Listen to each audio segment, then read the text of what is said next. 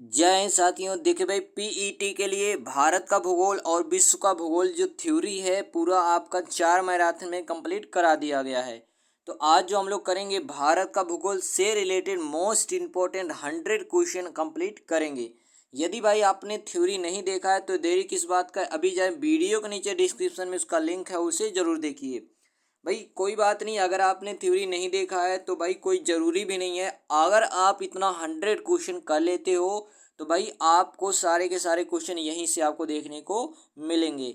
तो चलिए भाई, बिना देरी के वीडियो को स्टार्ट करते। और हाँ, आज जो आपका टॉपिक क्या है, भारत का भूगोल से रिलेटेड 100 क्वेश्चन होगा। इसके बाद की जो मैराथन होगी उसमें क्या होगा, विश्व के भूगोल से रिलेटेड इंपॉर्टेंट क्वेश्चन होगा।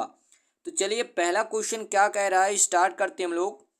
पहला क्वेश्चन आपसे पूछा गया है कि भाई भारत का उत्तरी अक्षांश है। तो ध्यान देना, अगर बात करें तो भारत की मुख्य भूमि का विस्तार उत्तर पूर्वी गोलार्ध में 8 डिग्री 4 मिनट से उत्तर से 37 डिग्री 6 मिनट उत्तरी अक्षांशों में 68 डिग्री 7 मिनट पूरब से 97 डिग्री 25 मिनट पूर्वी देशांतरों के मध्य स्थित है। अगर भाई भारत की अगर हम लोग बात करें ना उत्तरी अक्षांश की, तो बेसिकली ये जो स्थित है, ध्यान देना, 37 डिग्री 6 मिनट उत्तर, ठीक है, में स्थित है। तो पहले का आपका कौन सा हो जाएगा, सी वाला आपका बिल्कुल सही हो जाएगा। चलिए, प्रश्न संख्या 2 की बात करते हैं। तो भाई 2 आपसे पूछा गया, ध्यान दीजिएगा, बहुत इंपॉर्टेंट क्वेश्चन है। आपसे पूछा गया कि भारतीय मानक मध्याह्न रेखा किस स्थान से होकर गुजरती है।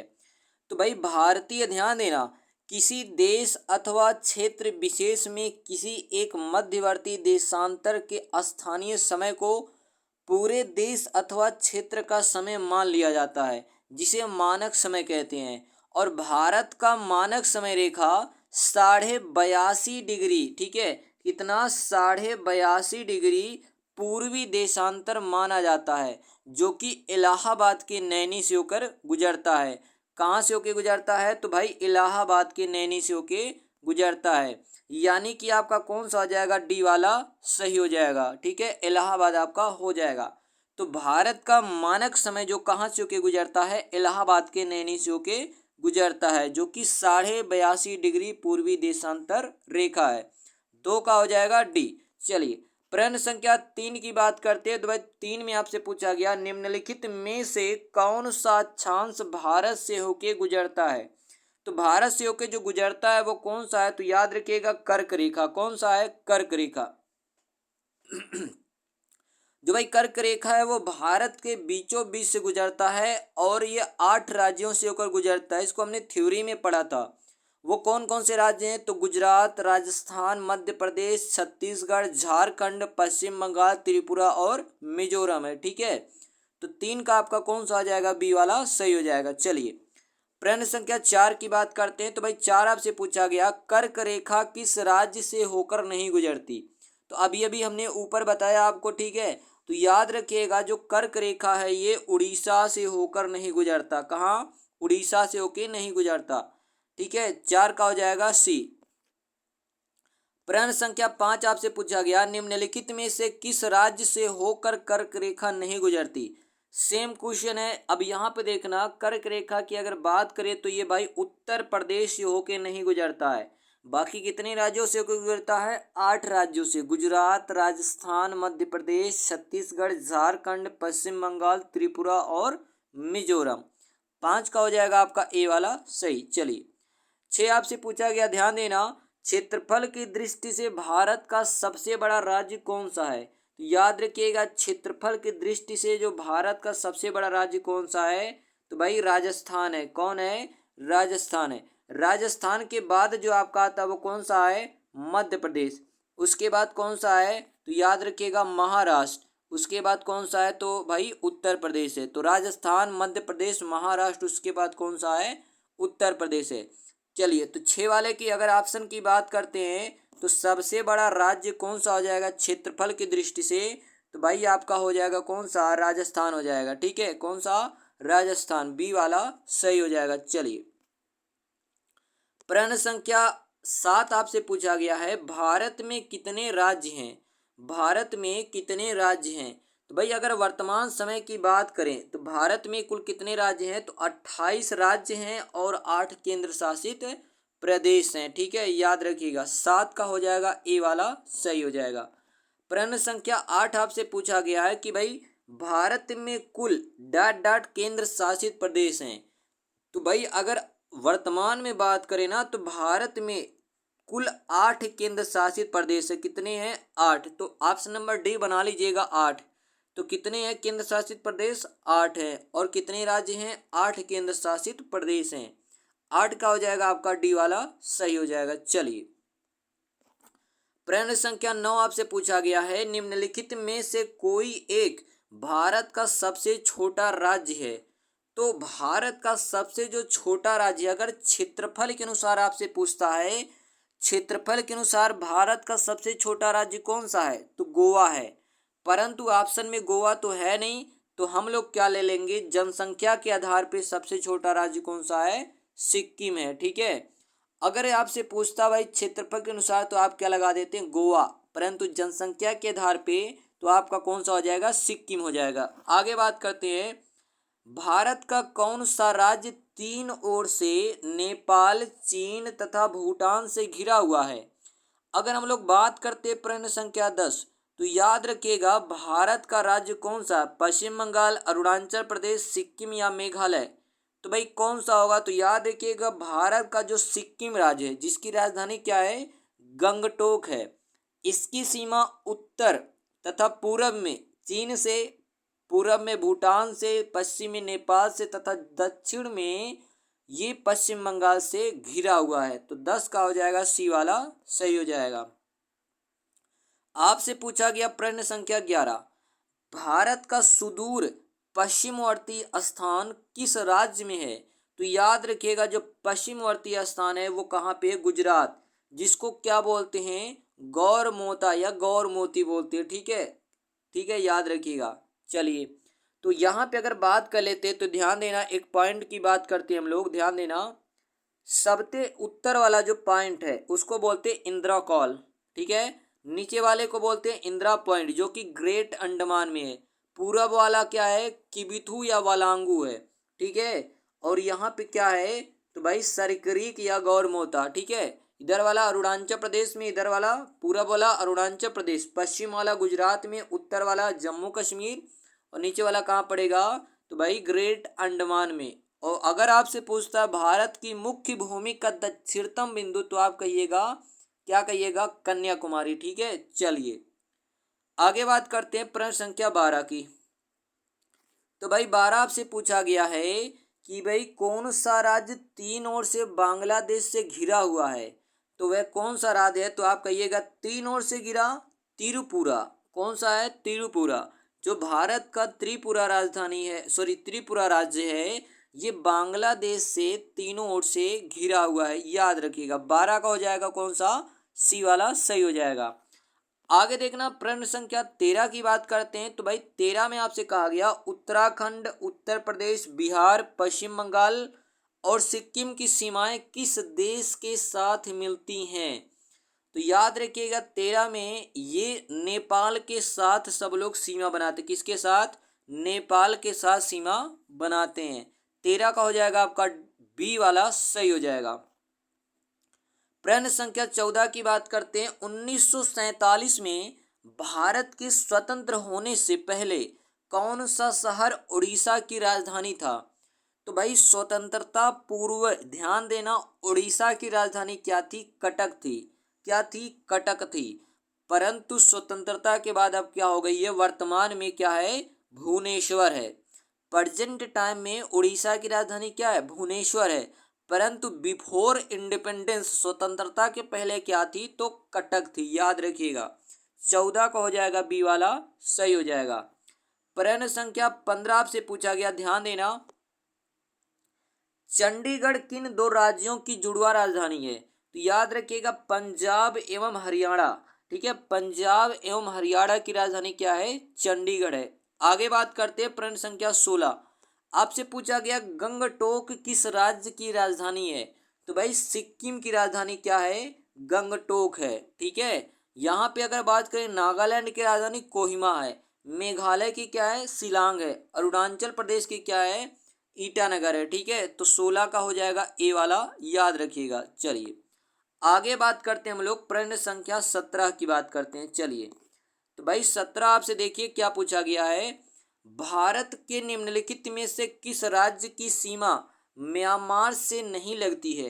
तो भाई अगर बात करें तो म्यांमार से नहीं लगती है किसकी सीमा, तो असम की सीमा। किसकी, असम या असोम की सीमा म्यांमार से नहीं लगती, जबकि अरुणाचल प्रदेश, मणिपुर और नागालैंड की सीमा म्यांमार से लगती है। चलिए 18 नंबर प्रश्न की बात करते हैं, भारत का कौन सा राज्य उत्तर में कर्नाटक, पूर्व में तमिलनाडु और पश्चिम में अरब समुद्र से घिरा हुआ है। तो वह राज्य कौन सा है, तो याद रखिएगा केरल है। कौन सा है, केरल है, जो कि करेले के जैसा आप देखोगे तो भाई करेले के जैसा ये पड़ा है। इधर आप देखो, जब भारत का मैप आप देखोगे, ठीक है, भारत का मैप, तो इस साइड में आपका केरल पड़ता है। ठीक है, याद रखिएगा। आगे देखना प्रश्न संख्या 19, आपसे पूछा गया कि निम्नलिखित में से किसे गुलाबी शहर या गुलाबी नगर के रूप में जाना जाता है, या किसे गुलाबी नगर कहा जाता है। तो 4 ऑप्शन है, चलिए आंसर दीजिए आप। क्या होगा, लखनऊ होगा या जबलपुर होगा या जयपुर होगा या कोलकाता होगा। तो याद रखिएगा गुलाबी शहर के नाम से जो फेमस है वो क्या है, जयपुर है, पिंक सिटी कहा जाता है। ठीक है, जयपुर को क्या कहा जाता है, पिंक सिटी कहा जाता है। कहाँ पड़ेगा, राजस्थान में। आगे देखना 20 नंबर प्रश्न आपसे पूछा गया, रॉक गार्डन कहाँ स्थित है। रॉक गार्डन की अगर बात करें तो कहाँ है, चंडीगढ़, पंजाब में, हरियाणा में, दिल्ली में। तो आपके अनुसार क्या होगा, तो चलिए बताते हैं। रॉक गार्डन जो स्थित है ये आपका स्थित है चंडीगढ़ में। कहाँ पे है, चंडीगढ़ में स्थित है। अगर बात करें तो इसकी स्थापना नेक चंद ने की थी। किसने किया था, नेक चंद। ठीक है, इसकी स्थापना किसने किया, तो भाई नेक चंद्र ने किया था। चलिए आगे बात करते हैं प्रश्न संख्या 21। तो भाई 21 में आपसे पूछा गया है, लक्षद्वीप की राजधानी है, लक्षद्वीप की राजधानी क्या है।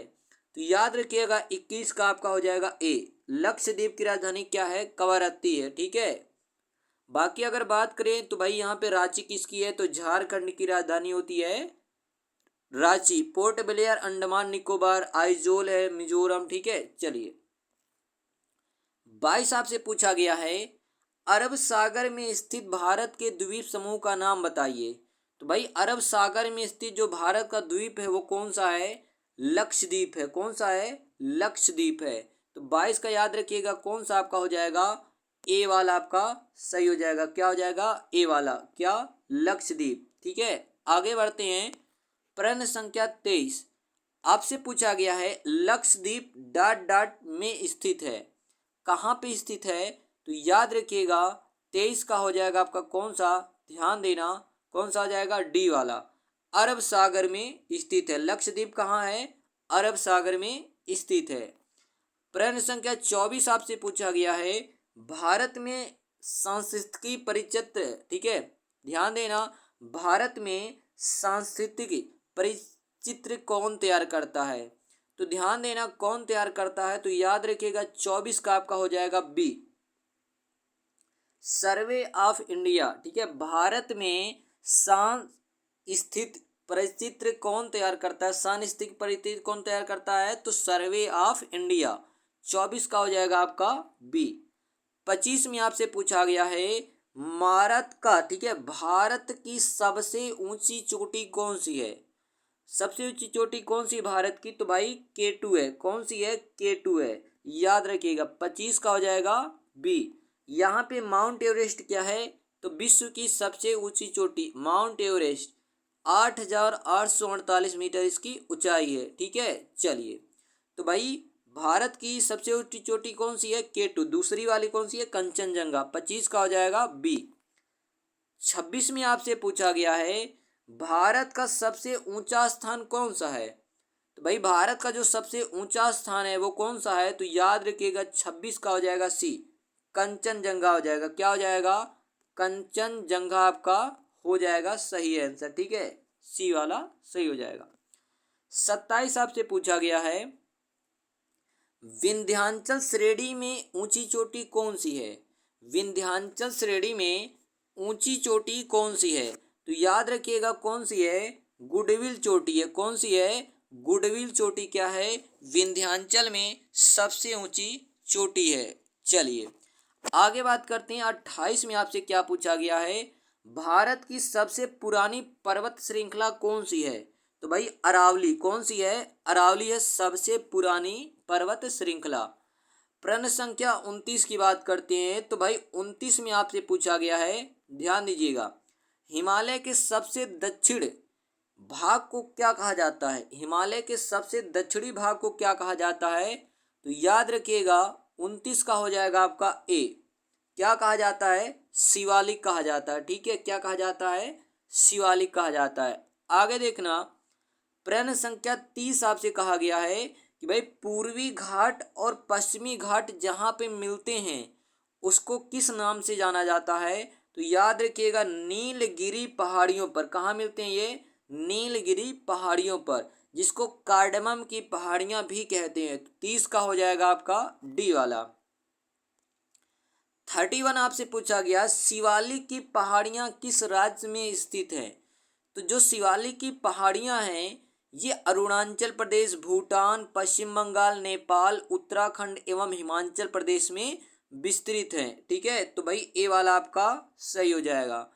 आगे बात करते हैं प्रश्न संख्या 32 की। 32 में आपसे कहा गया, जोजिला दर्रा कहाँ पर स्थित है? तो जोजिला हो गया, पीर पंजाल हो गया, काराकोरम हो गया। ठीक है, ये सब कहाँ के दर्रे हैं? तो भाई जम्मू और कश्मीर के। ठीक है, कहाँ के दर्रे हैं? जम्मू और कश्मीर। याद रखिएगा जो जोजिला दर्रा है यह श्रीनगर को लेह से जोड़ता है।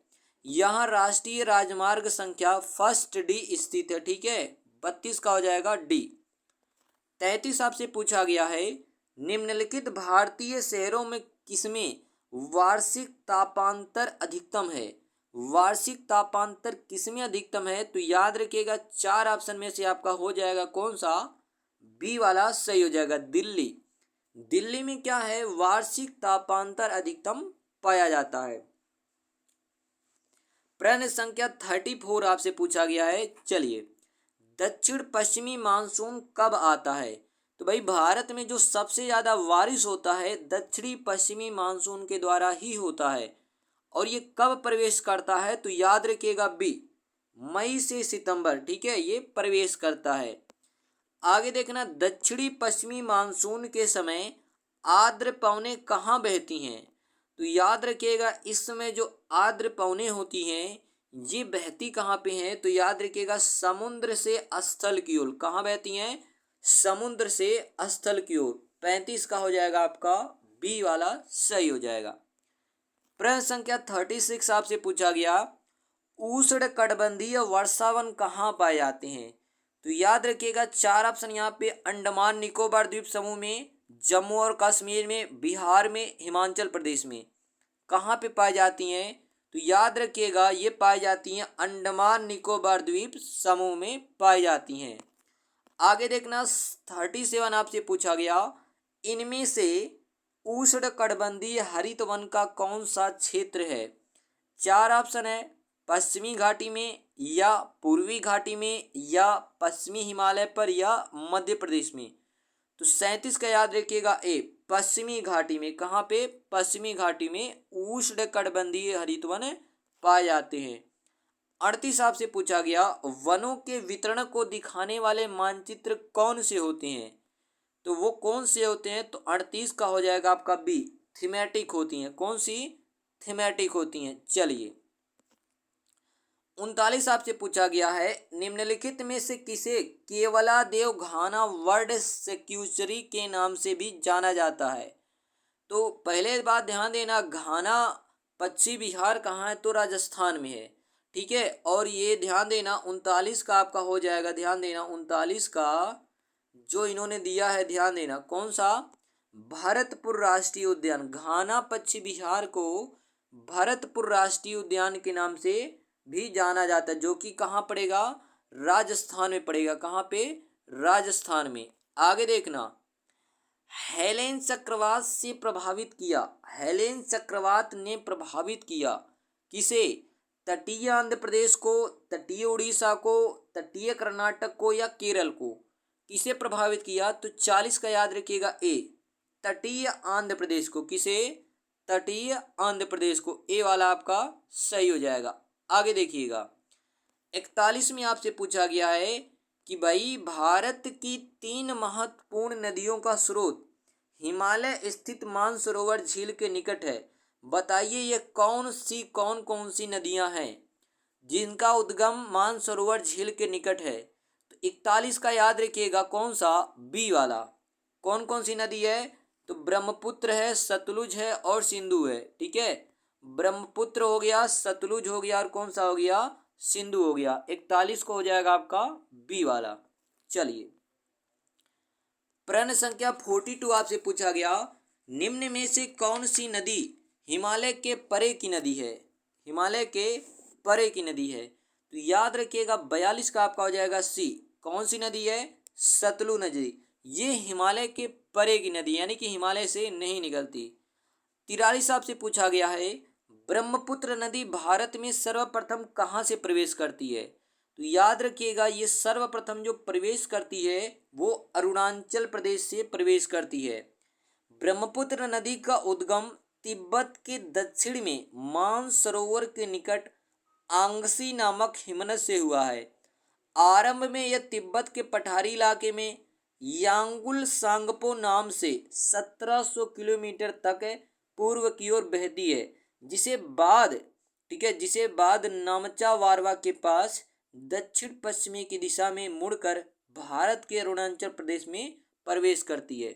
तो 43 का याद रखिएगा, कौन सा हो जाएगा, ए वाला। 44 में आपसे पूछा गया 44, क्या पूछा गया कि भाई निम्न में से गंगा की सहायक नदी कौन सी नहीं है। तो अगर गंगा की सहायक नदी कौन सी नहीं है तो 44 का हो जाएगा आपका सी, कृष्णा नदी। ये गंगा की सहायक नदी नहीं है। दक्षिण भारत में गोदावरी के बाद सबसे लंबी नदी कृष्णा नदी है, जिसका उद्गम स्रोत महाराष्ट्र के महाबलेश्वर में है। कर्नाटक एवं तेलंगाना से होकर आंध्र प्रदेश के हमला साली देवी के नज़दीक बंगाल की खाड़ी में गिरती है। यह गंगा की सहायक नदी नहीं है। ठीक है, 44 का हो जाएगा सी। 45 आपसे पूछा गया है, कौन सी नदी डेल्टा का निर्माण नहीं करती है। तो कौन सी नदी है, तो याद रखिएगा ताप्ती नदी, ये डेल्टा का निर्माण नहीं करती है। 46 में आपसे पूछा कौन सी नदी डेल्टा का निर्माण नहीं करती है, अगेन पूछा गया है। तो 46 का यहाँ पे आपका कौन सा हो जाएगा, 46। ठीक है, 46 का हो जाएगा आपका बी, नर्मदा नदी। कौन सा हो जाएगा, नर्मदा नदी। आगे पूछा गया 47 में, नर्मदा नदी कहाँ से निकलती है। तो भाई कहाँ से निकलती है, तो अमरकंटक से। कहाँ से निकलती है, अमरकंटक से। आगे देखना 48 में आपसे पूछा गया, निम्न में से कौन सी नदी पश्चिम की ओर प्रवाहित होती है। तो कौन सी नदी है, तो याद रखिएगा ताप्ती नदी, ये पश्चिम की ओर प्रवाहित होती है। आगे देखना 49 आपसे पूछा गया, कौन सी नदी, दो नदियां, ठीक है, कौन सी दो नदियां अरब सागर में गिरती हैं, गंगा यमुना या सरस्वती महानदी या फिर सतलुज या फिर ताप्ती। कौन सी दो नदी है, तो 49 का आपका हो जाएगा डी। कौन सा आ जाएगा, डी, नर्मदा एवं ताप्ती नदियां ये दोनों कहाँ गिरती हैं, तो अरब सागर में जाके गिरती हैं। चलिए, प्रश्न संख्या हम लोग 50 की बात करते हैं, 50 की। तो भाई 50 आपसे पूछा गया है, भारतीय प्रायद्वीपीय पठार में पश्चिम की ओर बहने वाली नदी कौन सी है। तो कौन सी नदी है, नर्मदा नदी। कौन सी है, नर्मदा नदी। ए वाला आपका सही हो जाएगा। चलिए, 50 आपसे पूछा गया, केरल से उद्गमित होने वाली निम्न में से कौन कावेरी की सहायक नदी कौन सी है। कावेरी की सहायक नदी कौन सी है, चलिए बताइए, 4 ऑप्शन है।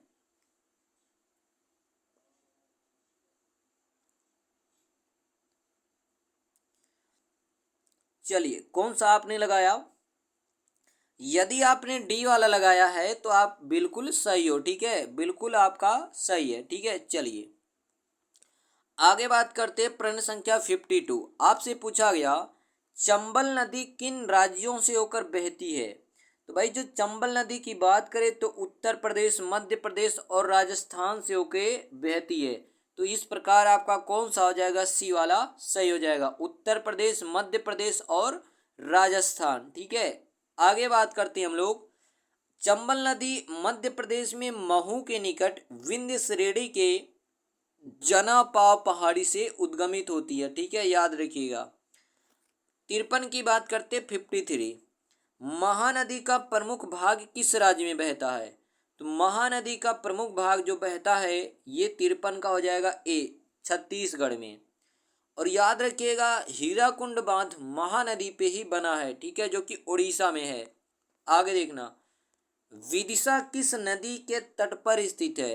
अगर विदिशा की बात किया जाए तो ये बेसिकली ये वेतवा नदी पे, ठीक है, वेतवा नदी के तट पर स्थित है। 54 का आपका कौन सा हो जाएगा? डी वाला सॉरी 54 का कौन सा हो जाएगा आपका? डी वाला सही हो जाएगा। 55 में देखना आपसे पूछा गया है, भारत में सबसे बड़ी झील कौन सी है? अगर भारत में सबसे बड़ी झील की बात किया जाए ऑप्शन के अनुसार तो आपका कौन सा हो जाएगा? ए, उलर झील, ठीक है। भारत में ताजे पानी की सबसे बड़ी झील जम्मू कश्मीर के बांदीपुर जिले में स्थित उलर झील है। यह झेलम नदी के मार्ग में आती है। इसका आकार 30 वर्ग किलोमीटर से 260 वर्ग किलोमीटर के बीच बदलता रहता है। इसी झील का प्राचीन नाम महापद्म सर था, ठीक है। 55 का हो जाएगा ए। लोकटक झील की बात करें तो भाई ये तो मणिपुर में है, ठीक है। डल झील, उलर झील ये तो जम्मू कश्मीर में ही है। अगला देखना 56 आपसे पूछा गया, अष्टमुडी झील कहाँ पर स्थित है? अष्टमुडी झील कहाँ पर स्थित है? तो 56 का याद रखिएगा सी, कोलम में। कहाँ पर स्थित है? कोलम में स्थित है। तो अष्टमुडी झील केरल के कोलम जिले में स्थित है। भारत की दूसरी सबसे बड़ी एवं गहरी आर्द्र भूमि पारिस्थितिकी तंत्र है, ठीक है, वेटलैंड इकोसिस्टम है। तो अष्टमुडी झील कहाँ पे है? केरल राज्य के कोलम जिले में है। 56 का हो जाएगा सी। 57 आपसे पूछा गया, निम्नलिखित में से कौन सी झील अपने स्थान की दृष्टि से असंगत है? अगर हम लोग देख रहे तो पहला वाला ही असंगत है, क्योंकि भाई चिल्का झील कहाँ पड़ेगा? तो उड़ीसा में पड़ेगा, ठीक है। कहाँ है? उड़ीसा में, ना कि पश्चिम बंगाल में, ठीक है, याद रखिएगा।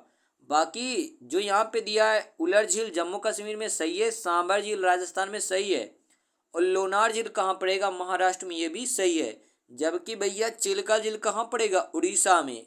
तो 57 का हो जाएगा ए वाला सही हो जाएगा। 58 आपसे पूछा गया, केरल के अविच्छिन्न आंतरिक जल परिवहन तंत्र की लंबाई कितनी है? तो कितनी है? तो याद रखिएगा लगभग लगभग ये कितना है? 450 किलोमीटर। कितना है? 450 किलोमीटर है। आगे देखना, हीराकुंड नदी परियोजना किस नदी पे बना है? तो भाई हीराकुंड नदी घाटी परियोजना ये बना है महानदी पर, और कहाँ पड़ेगा? उड़ीसा में पड़ेगा, ठीक है। चलिए 60 की बात करते हैं, किस बहुउद्देशीय नदी घाटी परियोजना का निर्माण महानदी पे हुआ है? तो महानदी पे क्या हुआ है? तो हीराकुंड बांध, ठीक है, महानदी पे हुआ उड़ीसा में। आगे देखना, आपसे पूछा गया भाखड़ा नांगल बांध परियोजना किस राज्य में स्थित है? तो भाई ये आपका स्थित है पंजाब में। 61 का हो जाएगा बी। कहाँ पे स्थित है? पंजाब में। चलिए 62 की बात करते हैं अब हम लोग। तो 62 आपसे पूछा गया है, भाखड़ा नंगल बांध किस नदी पर है? तो याद रखिएगा सतलुज नदी पर। किस नदी पे है? सतलुज नदी पर। आगे देखना, भाखड़ा नांगल परियोजना में नांगल बांध कौन सी नदी पे बनाया गया है? तो याद रखिएगा 63 का आपका हो जाएगा कौन सा? डी वाला, सतलुज नदी पे। तो कई प्रकार से ये घुमा फिरा के पूछता है। अगेन देखो, भाखड़ा नांगल परियोजना किस नदी पे? तो याद रखिएगा सतलुज नदी पे। घुमा फिरा के कई टाइप से आपसे पूछता है। नेक्स्ट बात करते हैं 65। नागार्जुन सागर परियोजना किस नदी पर बना है? तो भाई नागार्जुन सागर की अगर बात करें तो आंध्र प्रदेश में बनेगा ये, और कृष्णा नदी पे ये बना हुआ है। ठीक है, तो 65 का हो जाएगा कौन सा? याद रखिएगा सी। यह परियोजना 1969 में पूरी हुई थी। यह तेलंगाना और आंध्र प्रदेश की सीमा पर स्थित है। आगे देखना आपका 66। इडुक्की बांध परियोजना किस नदी पे बना है? तो ये बना है पेरियार नदी, और कहाँ पे है? तो केरल में। ठीक है, याद रखिएगा। आगे देखना 67। आपसे पूछा क्या गया है 67 में कि भाई निम्नलिखित में से कौन मुख्य नदी घाटी परियोजना बिहार राज्य में स्थित है? तो कौन सी है? तो याद रखिएगा सोन बहुउद्देशीय परियोजना। ठीक है, सोन बहुउद्देशीय परियोजना ये मुख्य रूप से बिहार से रिलेटेड है। बिहार का शोक कौन सी नदी है? तो याद रखिएगा कोसी नदी है। ठीक है, हीराकुंड बांध कहाँ है? तो महानदी उड़ीसा में। रिहंद बांध तो भाई कहाँ है? तो याद रखिएगा रिहंद नदी उत्तर प्रदेश और बिहार दोनों के लाभ उठाते हैं। ठीक है, चलिए आगे बात करते हैं। जापान के सहयोग से पूर्ण हुई पैठान यानी कि जायकबाड़ी पन बिजली परियोजना किस नदी पर है? तो भाई ये गोदावरी नदी पे। कहाँ पे पड़ेगा? महाराष्ट्र में। ठीक है, कहाँ पड़ेगा? महाराष्ट्र में। आगे बढ़ते हैं।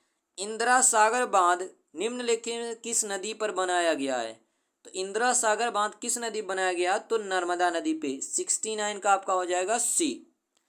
70 आपसे देखना क्या पूछा गया। सरदार सरोवर परियोजना निम्नलिखित में से किस राज्य को लाभ मिलता है? सरदार सरोवर बांध परियोजना से किस राज्यों को लाभ मिलता है? तो याद रखिएगा 70 का हो जाएगा डी, उपयुक्त सभी, यानी कि गुजरात, मध्य प्रदेश, राजस्थान, महाराष्ट्र, राजस्थान। ठीक है, इन सबको जो है सरदार सरोवर बांध परियोजना से लाभ मिलता है, और ये नर्मदा नदी पे बना कहाँ पे है? गुजरात में। 71 देखना आपसे पूछा गया रेल डिब्बों का निर्माण कहाँ किया जाता है? तो भाई ऑप्शन के अनुसार आपका क्या हो जाएगा? पेरम्बूर। ठीक है, पेरम्बूर। तो भाई 71 का क्या हो जाएगा? ए वाला आपका सही हो जाएगा। तो याद रखिएगा दिए गए विकल्पों में रेल डिब्बों का निर्माण कहाँ किया जाता है? पेरम्बूर में। ठीक है, तो 71 का हो जाएगा ए। आगे देखना 72 आपसे पूछा गया है भारतीय रेल कारखाना डीजल कंपोनेंट वर्क्स। ठीक है, DCW डीजल कंपोनेंट वर्क, ये कहाँ पे स्थित है? तो 72 का आपका हो जाएगा बी, पटियाला में। ठीक है, कहाँ पे है? पटियाला में। पंजाब राज्य के पटियाला में यह स्थित है। आगे बात करते हैं प्रश्न संख्या 73। तो 73 में आपसे क्या पूछा गया, ध्यान दीजिएगा। चलिए इसको थोड़ा सा छोटा कर लेते हैं, देखना। चलो ऐसे ही मिला देते हैं। तो भाई 73 में आपसे पूछा गया है कि भाई निम्नलिखित को सुमेलित कीजिए, यानी कि हमको मिलाना है। ठीक है, चलिए मिलाते हैं। एक तरफ दिया गया है कारखाना और एक तरफ क्या दिया गया है? राज्य। तो चलिए इसको मिलाते हैं हम लोग। तो 72 देखना क्या है पहला? बोकारो इस्पात संयंत्र। क्या दिया है? बोकारो इस्पात संयंत्र। ये कौन सा? क्वेश्चन नंबर 73 है। ठीक है, बोकारो की अगर बात करोगे तो ये कहाँ पे है? तो याद रखिएगा झारखंड में। कहाँ पे है? झारखंड में है। आगे बात करते हैं हम लोग। तो भाई कौन सा है? भिलाई। भिलाई इस्पात संयंत्र कहाँ है? तो भाई ये पड़ेगा छत्तीसगढ़ में। कहाँ है? छत्तीसगढ़ में। इंटीग्रल कोच कारखाना कहाँ पे है? तो याद रखिएगा तमिलनाडु में है। और डीजल लोकोमोटिव वर्क कहाँ पे है? तो याद रखिएगा मध्य प्रदेश में है। ठीक है, तो इसको याद रखिएगा। तो इस हिसाब से अगर आप मैच कराओगे ना तो भाई आपका कौन सा होगा? सी वाला सही होगा। यहाँ पे कौन सा होगा? सी वाला आपका सही होगा। चलिए आगे बात करते 74। इसको भी मिलाना। एक तरफ दिया नगर, एक तरफ दिया उद्योग। कोयम्बटूर की बात करें तो यहाँ बेसिकली देखा जाता है सूती वस्त्र के लिए फेमस है। राउरकेला की बात करें तो भाई ये लौह इस्पात के लिए फेमस है। कपूरथला की बात करें तो रेल डब्बा, और बरौनी की बात करें तो ये तेल शोधन के लिए फेमस है। याद रखिएगा। तो मिला लीजिएगा, आपका पहला वाला ही सही हो जाएगा। ठीक, कौन सा? पहला। 75 आपसे पूछा गया है कि भाई हिंदुस्तान एरोनॉटिक्स लिमिटेड सेंटर कहाँ है। हिंदुस्तान एरोनॉटिक्स लिमिटेड किसके द्वारा विख्यात, किसके लिए विख्यात है? तो याद रखिएगा वायुयान उद्योग के लिए। किसके लिए? वायुयान उद्योग के लिए ये क्या है? विख्यात है। चलिए आगे बात करते हैं प्रश्न संख्या 76। हिंदुस्तान एरोनॉटिक्स लिमिटेड का मुख्यालय कहाँ पे है? तो हिंदुस्तान एरोनॉटिक्स लिमिटेड का मुख्यालय जो स्थित है वो कहाँ पे है? तो याद रखिएगा बेंगलुरु में। कहाँ पे है? बेंगलुरु में है। ठीक है, आगे देखना 77। निम्नलिखित में से कौन सी सार्वजनिक क्षेत्र की कंपनी नहीं है? तो इनमें से कौन सा नहीं है? तो याद रखिएगा हिंदुस्तान कंप्यूटर्स लिमिटेड ये सार्वजनिक क्षेत्र की कंपनी नहीं है। 78 आपसे पूछा गया, ध्यान दीजिएगा, पूछा गया क्या? इंडियन स्पेस रिसर्च ऑर्गेनाइजेशन यानी कि इसरो, क्या है? ISRO, Indian space research organisation, इसका उपग्रह लॉन्च केंद्र कहाँ पर है? किस स्थान पे है? तो याद रखिएगा श्रीहरिकोटा में। कहाँ पे है? श्रीहरिकोटा में। तो 78 का हो जाएगा कौन सा? डी वाला सही हो जाएगा। चलिए आगे बात करते हैं हम लोग 79। तो भाई 79 देखना आपसे पूछा गया, बहुत इंपॉर्टेंट है। भारत का सिलिकॉन वैली है, यानी कि भारत का सिलिकॉन वैली किसे कहा जाता है? तो याद रखिएगा किसे कहा जाता है? तो बेंगलुरु को। बेंगलुरु को क्या कहा जाता है? सिलिकॉन वैली कहा जाता है भारत का। अगला देखना, कुडनकुलम नाभिकीय विद्युत परियोजना किस राज्य में है? कुडनकुलन, ठीक है, कुडमकुलन नाभिकीय विद्युत परियोजना किस राज्य में है? तो याद रखिएगा 80 का हो जाएगा सी, तमिलनाडु में स्थित है। कहाँ पे है? तमिलनाडु में। आगे देखना क्वेश्चन 81 की बात करते हैं। कलपक्कम में स्थित है, क्या स्थित है? यानी कि कलपक्कम जो स्थान है ये किसके लिए फेमस है? तो 81 का याद रखिएगा कौन सा आपका हो जाएगा? सी। ठीक है, 81 का कौन सा हो जाएगा? सी हो जाएगा। तमिलनाडु में स्थित कलपक्कम परमाणु ऊर्जा केंद्र है। ठीक है, क्या है? परमाणु ऊर्जा केंद्र है। ठीक है, तमिलनाडु में स्थित कलपक्कम क्या है? परमाणु ऊर्जा केंद्र है।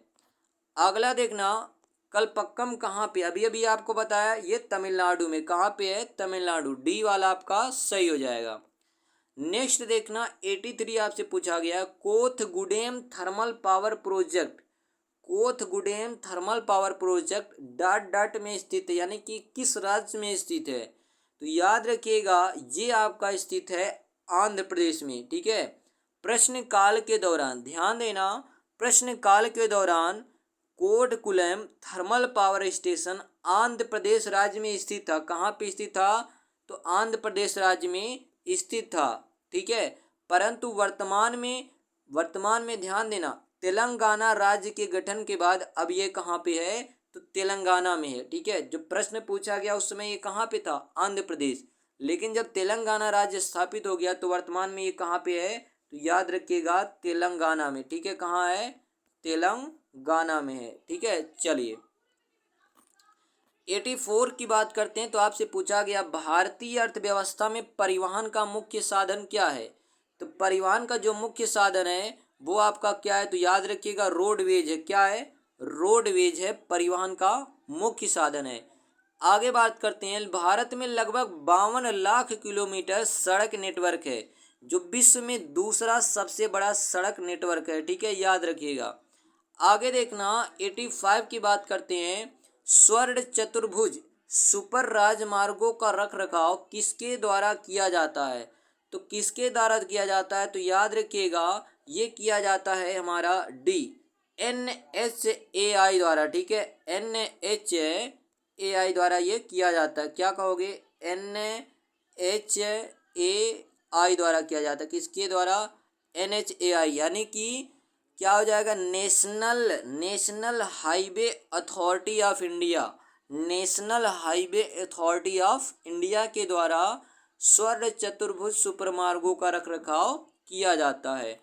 86 आपसे पूछा गया, निम्नलिखित में से कौन सा राष्ट्रीय राजमार्ग कोझिकोड को वायनाड से जोड़ता है तो वह कौन सा है? तो 86 में याद रखिएगा सी, नेशनल हाईवे 212। ठीक है, नेशनल हाईवे 212 जिसकी लंबाई कुल 250 किलोमीटर है और 90 किलोमीटर भाग केरल में ही पड़ता है। ये कोझिकोड को कर्नाटक से जोड़ता है। आगे देखना 87 की बात करते हैं। तो भाई 87 आपसे पूछा गया